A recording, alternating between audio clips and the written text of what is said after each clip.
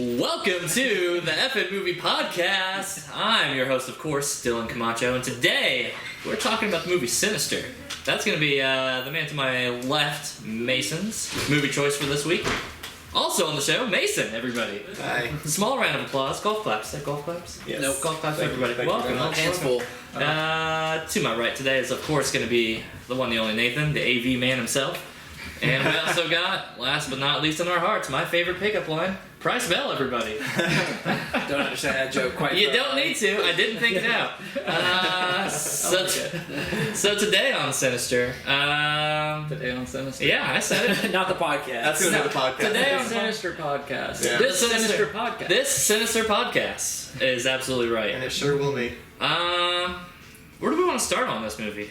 I guess pros and cons, right? Do we kind of want to... Oh, recap, like, right. just kind of recap a little bit. Mason, it's your movie. Why don't you go ahead and recap the Are movie? we doing full spoilers? So Full spoilers. We have to. Yeah, we got every it. movie we're touching, full spoilers. Especially the end is very It's kind of important. It's the important part to talk about. From the beginning of this movie, you realize that Ethan Hawke is pretty much just this writer who has had one huge successful book.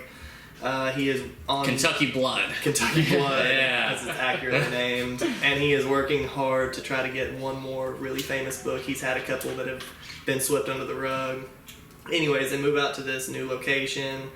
We don't ever really figure out where. Maybe in Pennsylvania, I thought. Yeah, it's like Anyways. Pennsylvania something. No, it says the locations when they're like doing the trail or whatever. Yeah. Like when he finds a different locations, it says it, but it's not Right. showing enough. Oh, whenever they're like putting all the... Yeah. Tags. Unknown Pennsylvania. So he ends up moving into this house that they eventually figure out was the murder scene of this family, and he never tells his wife or his family, and from there it just really topples as a very murder house would. He starts seeing things after he starts discovering this box of films up in the attic, which then just leads to this chaotic series of events, I would say, one after the other. You're kind of comparing it to like a series of unfortunate events, and I feel like those have hit two So, very different I tones. wish I had seen the newest one.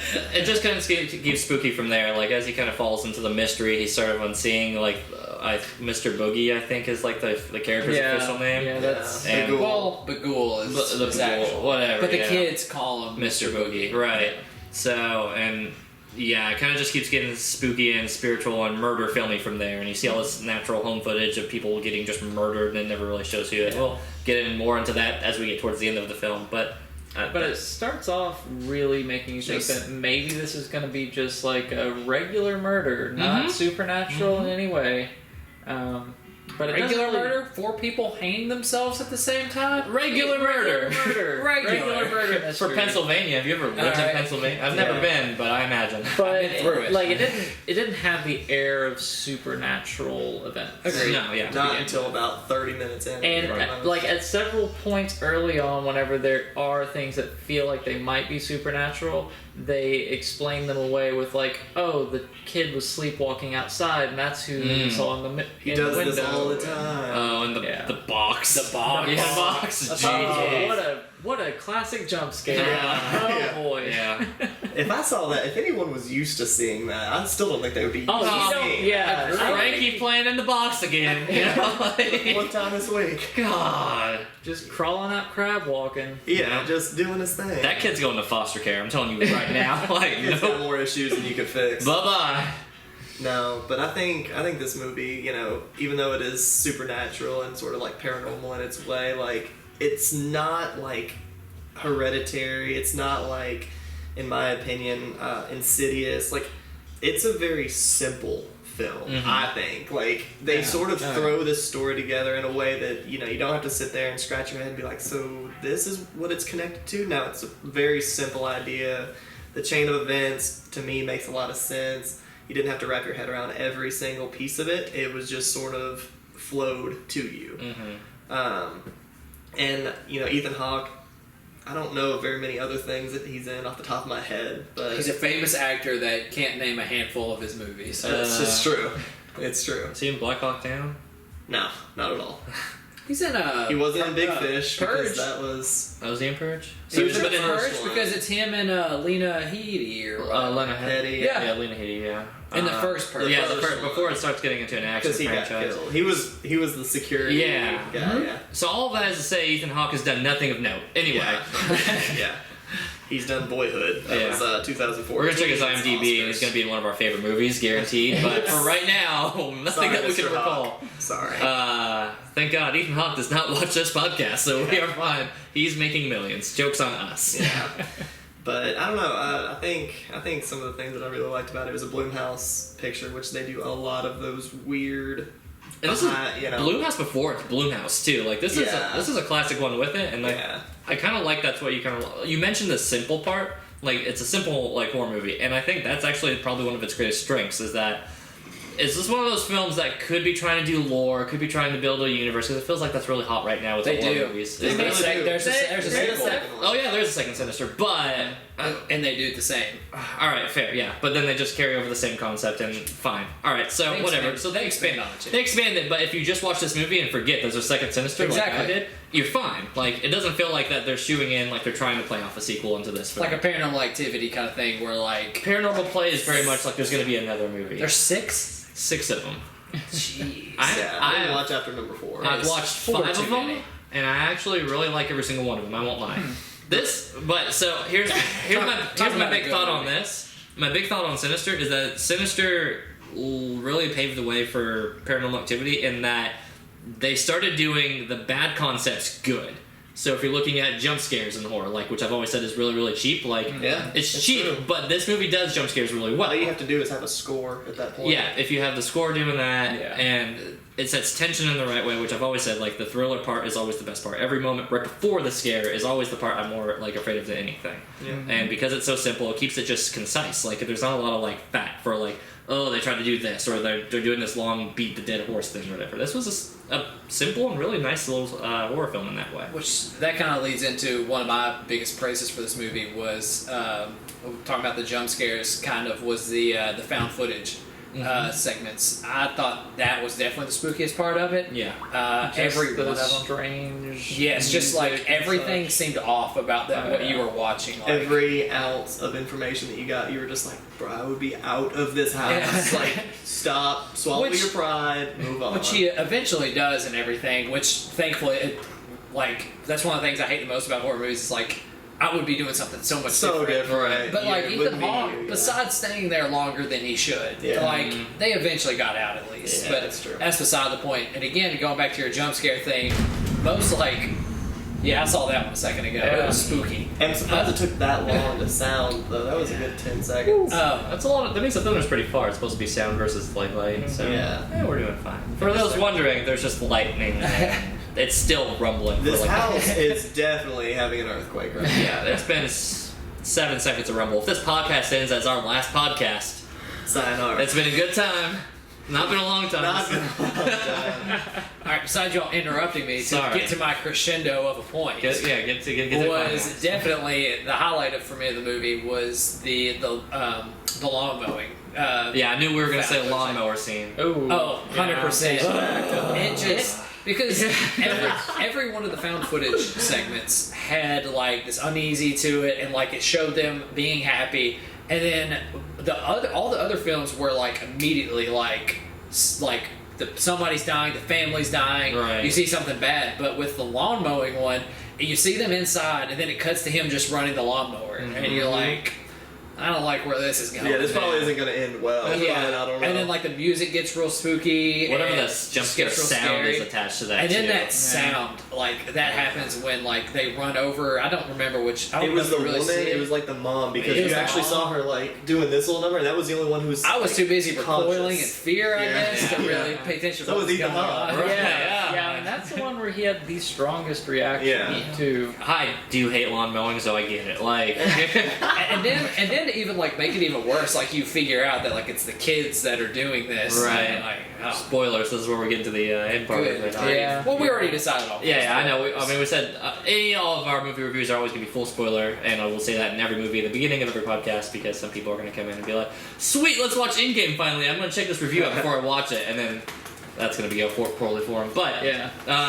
let's see how well that ages when we watch this in a year and 5 years, and people are like, "What the fuck? We've already seen him like 100 times." So anyway, we're not here for Endgame. We're here on Sinister. And Nathan, go ahead. So one thing about this movie, I actually had watched it previously, and I totally forgot that I had. Yeah. And it just slowly started creeping in as I was watching it. I was like, this feels awfully familiar. Which means we shouldn't have watched it, but Technically, I guess, yeah. but it didn't really stick with me that strongly. Because there was, like, at some point, I had just a whole kick of, like, wanting to watch a lot of horror movies that happened to be on Netflix. And you probably just went bang, bang, bang. Yeah, and I was bang. going through them. Yeah. And, this... Pearl, no, Pearl, stop! What are you doing? Pearl peeing live on the effing podcast, right on the She's carpet. really sorry about it. Pearl, come on. She looks sad. Pearl, come on. Come on. Come on, Pearl. But yeah, so the thing that ended up happening with that I kind of realized is this movie didn't stand out to me enough to remember it super well. I completely agree. Yeah. And I think again that kind of plays to the flip side of the simple part is that it's one of those ones that's a very by the books standard horror film. It does everything well, but it is another page in the chapter. We had a similar opinion of Crimson Peak of like, it's very by the books, but that's a very memorable movie. Sure. I mean, just from the artistic direction. I won't be able to forget about it because it was Del Toro, wasn't it? Yes. Yeah, and Del like, Toro's so great visually, especially with horrors. And yeah, the color and everything to it. It really grabbed you. I think this is interesting, but it is also like another guy in a mask, bad boogeyman character. That's ancient. That you don't know anything about and until he looked too much like a clown. Yeah, like that. Maybe like a Renaissance clown. Right. With like the plastic kind black of and white diamond gestures. shaped black eye stuff going on. That's a Juggalo you're thinking of. Who's What? the guy in Kiss? In Kiss? Gene Yeah, Simmons? Gene Yeah. It was basically Gene It was Simmons. basically It was Gene It was Simmons. like he was a member of Kiss 50 that years just, ago. decided to start possessing little children and wanting to murder their families. Yeah. So I will agree. Whenever I first picked this movie, I've seen this movie I think 3 times now, and the first 2 times I was like, God, this movie's good. But ever since we've been doing these reviews, I do tend to like pick movies apart, especially if it's the movie of the week. If it's a movie that I'm just watching recreationally, I just I get it. I'm like, I just need to kill a couple hours. This one, I was able to actually pick it apart a little bit more. To your point, I feel like scary wise, I'm looking at maybe 5 parts in the whole movie, and I feel like that might even be generous. I don't know, but It's the jump scares. it's jump scares that you're gonna remember, but like you said, years down the road, you're not gonna remember this movie a whole lot. I think this movie could be up there with The Visit, with the grandparents. The grandkids go visit the grandparents. Anyways, it's very similar. You remember about 4 scenes from that movie, and I remember it being good. That's all I could really tell you. Couldn't tell you much of the plot. I know the twist. That's about it. But yeah, so it was kind of strange because Sinister was so high on my I want to dish it to these guys. Now I'm like, okay, now that I've picked it apart again, I'm like, I remember it being a little bit better, but it does have its big parts, and I like that. It's very simple and and it's a movie that, like I said, it's one of those ones that you can watch and it doesn't feel like it's a drag. It doesn't feel like anything like that. It's a very concise, packed in film, which is good because you're hooked, I think, the whole time. Right, even if it's just an okay film in that way, like if it hits its beats just fine and the tempo, I would say its tempo is great because there's never a time where it feels like it drags too long without something scary happening, but it never feels like it's overwhelming. That juxtaposition that I'm always saying, like the seeing the ups versus the downs. It's perfectly across the middle. Like because a lot of horror movies have that problem where what's gonna happen. Like the beginning is setting it up. Right. Really, nothing much really happens too much in the beginning of the movie. But this one does a really good job of having it's setting up, but it's also having some kind of spooky elements too. Right. Yeah.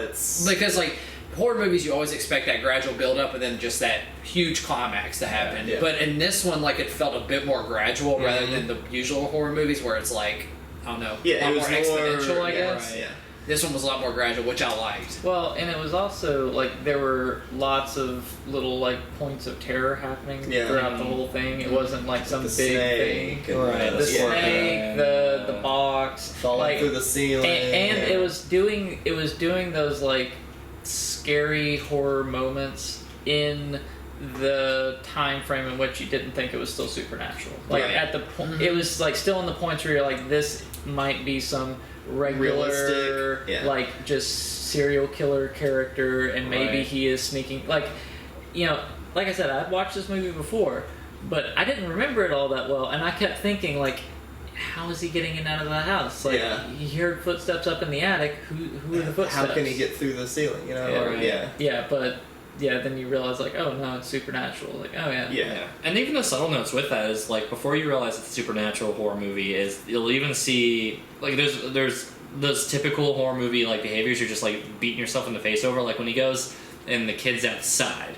And he just runs out there and he leaves the door open. It's always just moments like that in a horror film where you're like, you left the door open. That's how he gets in, you idiot. Like, you're going to die. For the record, you have a baseball bat right now. Right. You're going to hit some home runs. I don't know what else you're going to do against this dude. And then it's exactly around the same time you start seeing like the ghost children in the background and the dog starts barking. I want to say for a split second that the attic scene where he comes back up and all of them are all like sitting there around it and like watching that. And that's probably my other like, that and the lawnmower scene are probably my two favorites. It's just like ugh. And then like Ethan just drops, and then the thing comes flying down from. So not even the part where they get killed in the end was the most for anybody. Whatever, that was a good reveal. The reason I won't have an attic is I think because of this movie. I don't even want to go back up in your attic. It's the same setup. Yeah, I mean there was like a Ouija board and stuff in there. Sure old family photos. Yeah. If you look real closely at them. There were two things we have not brought up in this movie that were obviously the best parts. All right, Ethan Hawke's sweater that he wears the whole movie. Entire film. I didn't even notice. I didn't notice that. It's the same sweater. It's the same like cardigan that's way too warm for the weather. Like it has to stick. Writing wear, I imagine. I don't write. He just has to play that tortured artist the whole time. Right. Oh yeah. It's like you just don't understand. I'm providing for this family. Yeah, I did that one thing that one time. That like relationship drama that was going on is so annoying. We also didn't talk about this. The relationship between his and his wife, I did not feel that at all. I felt no chemistry. I felt from her point of view, she was just the more like, you know what, I love him. I'm just gonna go for whatever he's saying. You know, I trust him. He moved her into a murder house. Oh no, that's the thing. The first time he does that, but the second time, like whatever, get your shit together. That's teaching bad relationship habits right there. But it was almost her fault too, just because like she didn't want to know. She even told Trevor, the little boy, she was like, stay out of his office. I'm not even old enough to know what your dad writes about. She even said that. So it's like you kind of get this vibe of like, oh, she doesn't know, she's playing it dumb, like she's just rolling, you know, she's gonna support him in whatever he's doing. She really didn't know anything. It was silly. Yeah, it was silly. Right. But the other thing, guys, the deputy, I think really brought this film. Oh, Deputy Dan. I don't even know his name. It's Deputy So-and-so. Yeah, so After he saw that snake in the attic and he fell through the roof, they were sitting there like at the bottom of the stairs to get up to the attic. He was like, yeah, I told you I heard footsteps up there. He was like, well, you know no one can close it when they're up there. Hey, and he was like, you said you saw a snake in the attic. He was like, yeah. He was like, snakes don't have feet. And then like there's this awkward pause. I'm telling you guys, that is what I was living for. Yeah. When he came around, I knew that there was going to be some dunce moments coming out. 10 out of 10 Pennsylvania's finest showing up at the scene. So good. But really, it's like the guy who figures out, like, hey, he does everything. I know, and then he tells him when it's too late. Yeah. Check your voicemails, Ethan Hawke. Oops. Yeah. You too busy for me? Ooh, rip. I was past the point of no return anyway. Yeah. He fell right into that cycle when he moved back home. Like Bahoogaloo or whatever was like, Baloo. Isn't that the Baloo? Yeah, from Jungle Book. Yeah, the spookiest bear. Yeah, my main qualm with this movie was he actually never left the house. Besides, he never left his lot. Yeah. Never left his lot, which I feel like might have been the most unrealistic part, but. He's a writer. He's for how obsessed he was with the whole thing. He was very obsessed. He was very into his work. But that was at the end. I was just like, you could go to like a bar since you like to drink so much? Like, take in a different environment. You probably don't need to be surrounded with all this. He doesn't. all the He time. doesn't like to drink though. He's drinking to deal with what he's watching. Like if you Yeah. notice, like at the first part where he's popping in all those movies, he's like, "Oh man, this Just is drinking out of a just bottle drinking at all some the time." point, yeah. He's not drinking to get drunk. How many days elapsed in this movie? That's Did a you good get a point. sense for that? Because there think- weren't that many. I don't feel like it movies, was, like, and more they than a weren't week. that long. Yeah. I think it might have been a month at the So like, most. it seemed I'll weird say to me that he was like clearly watching these movies on different days. True. Like they weren't very It was long. only 6. Too. Yeah. yeah. He watched most of them. I think he watched all of them, but that one. All that of one them night. but the lawnmower one. All of them, but the lawnmower one. Did he? I'm He pretty did. sure. Yeah. He got interrupted once. He was up that whole first night, by the way, because Yeah. he found the little girl roaming around the house, and Trevor fiasco. He stayed Trevor up even after acting a that. fool. He Yeah. stayed up even after that because that's when he watched the lawnmower one. There was so much crap happening that first night. Anyways, but yeah, maybe like a week and a half, because that would actually strengthen the storyline, because like the wife almost wouldn't know even more. She had already been Right. in Yeah. the She'd town, only been she there for, still like, a didn't couple know, days. you know, yeah. I kind of had canon to be like a week, give or take. Yeah. Because it does feel paced, and you don't really see like night and day cycles too much. You kind of get Yeah. day, night for a long time, day again, and then like That's movie about it. ends. Yeah. So, but we'll give the benefit of the doubt and say it's about a week or so. But yeah, I'm trying to think of the cons, but I think we've kind of covered all of it. Honestly, it has a lot more strengths than cons, which I would say is its biggest benefit. It doesn't. Yeah, Agree. I mean, I like the movie. Yeah, it doesn't Yeah. overstay or like, over extended stay, and it doesn't feel like it's just doing stupid things.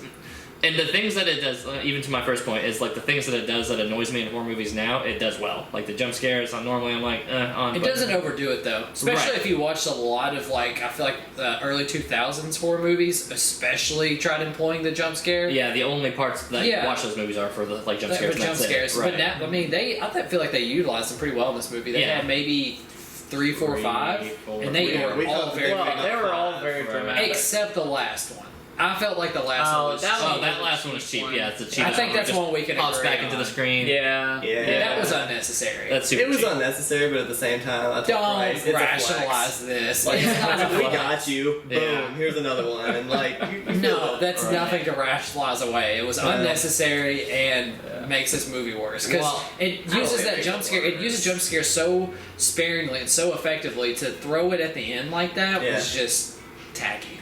Well, I guess we'll see how that reflects on everybody's scores then, if we're all out of pros and cons and commentary. Yeah. We'll start with Price. We always introduce Price last, but we'll go ahead and let him start on the score.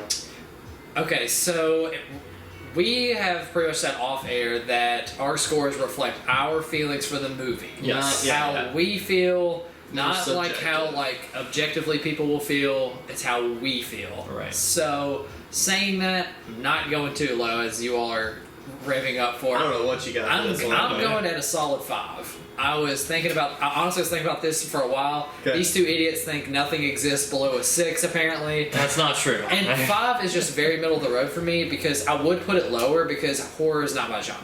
Not a fan of it. It just, I don't know, wouldn't rewatch it or anything like that. It was just very, like, I would put it like a 3 or something if it was just like based on horror alone, but I feel like it did it so well that I bumped it up to a 5 for me personally. I feel like I made that bed whenever I suggested it. I didn't think you or Nathan really liked horror that much, but I wasn't sure. I like horror. Yeah, I was gonna say, he It's- definitely does. I've picked a few horror movies. Yeah, Yeah, you Crimson definitely Peak, picked- definitely. yeah. It's horror in a different sense, but I mean, like it's all genre piece horror rather Yeah. than like Yeah. jump scare horror. More about me, I pretty much picked all anime and comedy, which is about as far away from this kind of movie as you can get. Yeah. Yeah. So, just to tell you how much like I'm not too fan of horror movies, I hate those indie teen dramas even more. I hate those. If you're movies. not a rom-com, We I picked a hate lot of those. indie teen drama, rom-coms, and stuff like that before this, but we've only really got to start recording from this point forward. So if you're a big fan of, and we'll eventually get to a video editing point saying, hey, here's all the scores of movies we've done thus far. If you enjoy all these movies, sorry, maybe if we start getting a cult following and we start getting people wanting to request them, maybe we might do a review on review, if you will. we'll have like an overflow. Yeah. Right. Like little quick reviews on why we judge. Yeah, maybe each even movie like and just stuff. 5 minute little That'd be a videos, good something day. like that. Yeah, that'd be a good one just for little snap things if we sit there. But we'll kind of come back to that. So Nathan. Yep. Yeah, like I said, I did enjoy the movie. It did everything well for the kind of genre it was in and what it was going after. I don't feel like the end was a big like, oh my god, who saw this coming moment at all. Like it was all very expected. Like you knew Ethan Hawke was done. Like halfway through the movie, he was probably not gonna make it. It was very clear. Like this guy's not getting out of this alive. He's not smart enough. He wasn't charming. He's fucking. If it was like Ryan Reynolds in this role, I would have been shocked because Ryan Reynolds is more charming. Ethan Hawke is like not charming enough to not survive by the end of this movie. He's not cunning enough. Right. I didn't see that. I didn't see that at all. Maybe it's my lack of experience with horror, but I didn't see that. I thought maybe he would get away. I didn't. You must not have seen the. I was like I was like 60-40 of him living. Yeah. But yeah, in any case, it's. Yeah, it is almost one that I would probably say, yeah, go watch it. Like, it's one that I probably would suggest for someone that's interested in that style. Yeah, agreed. So, for that reason, I'd give it a 7. I think that's... It's good. Yeah. 7 is good and solid on the point, and I think that I'm going to chime right in and follow with that, with mine being a 7 as well. I tipped to the idea of 6.5, and here's what really puts it. It goes from like 7 to 6.5. 6.5 is a movie that is like just okay. It probably has some good parts, but it probably has some pretty bad parts. Parts that I was just like, this part sucked, or this part was a real drag. And this movie doesn't really have that. This movie, like, again, all of its points that I've said before. It's simple. It doesn't overextend its stay. Its tempo is great. There's not really any dragging points. There's not really any bad points. The only bad point I might give it is that last little jump scare at the end. But even then, I'm humored by the meta piece of it. Like, I agree. We're gonna get you. Yeah. Like, It's not really enough to knock it down. Right. That by itself. Yeah. I would imagine that in the theaters, that was like the last little good, like, get you right at the end that kind of got everybody just shook up a little bit. Like shaken by the time they got to their car.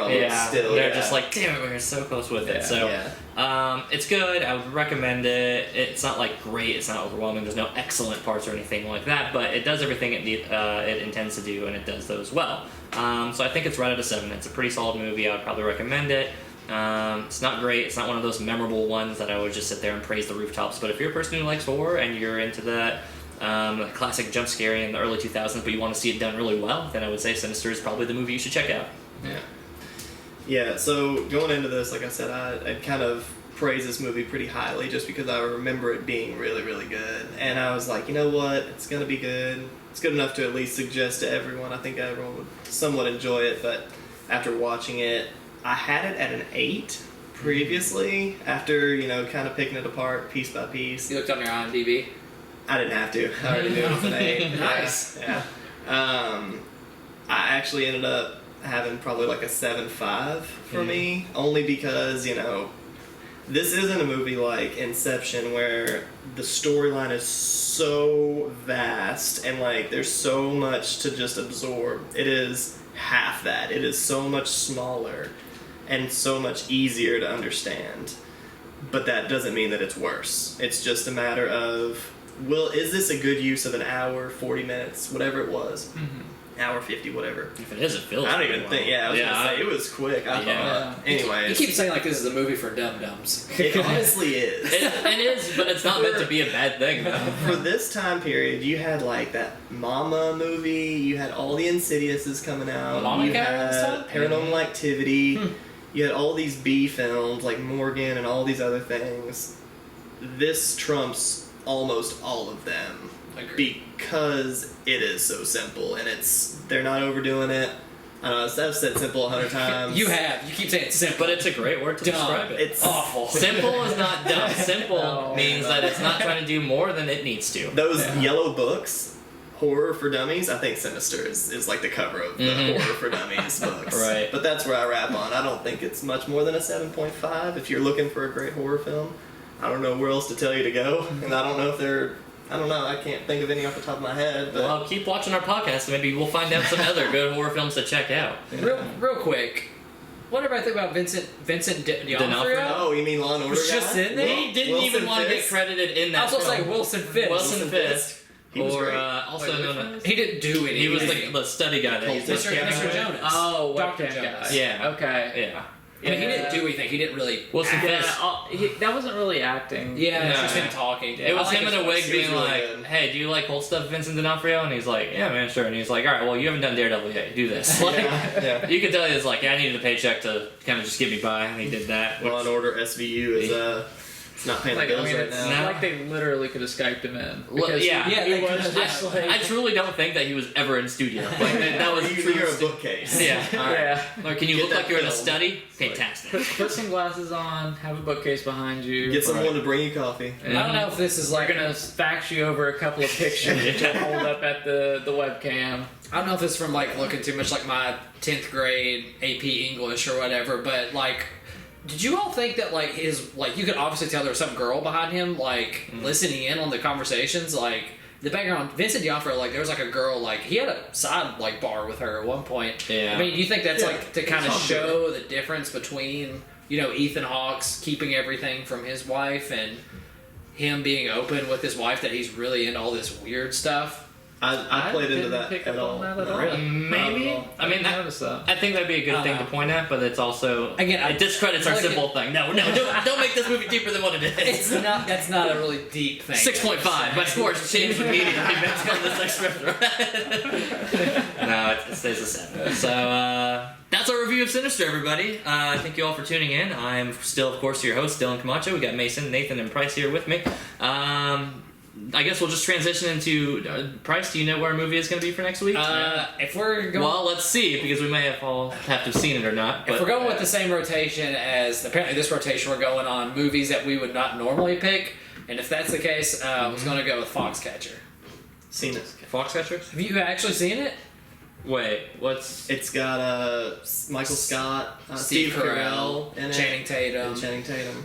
Mark Ruffalo's in it too. I It's think so. about the 1970s wrestling team, the Olympic wrestling team. Steve Carell's got a lot of makeup on in this one. I haven't seen it. Yeah, I've not seen it. Well, there you go, everybody. Well, there it is. And by unanimous vote of us not seeing it, Foxcatcher. Foxcatcher? Mhm. Foxcatcher. One word. Foxcatcher. No breaks. is next week thing. So tune in next week. You can catch us here whenever we tune in and upload our videos, but every Friday night, FN Podcast right here. We're signing out. Everybody have a great night. Thank you. Bye.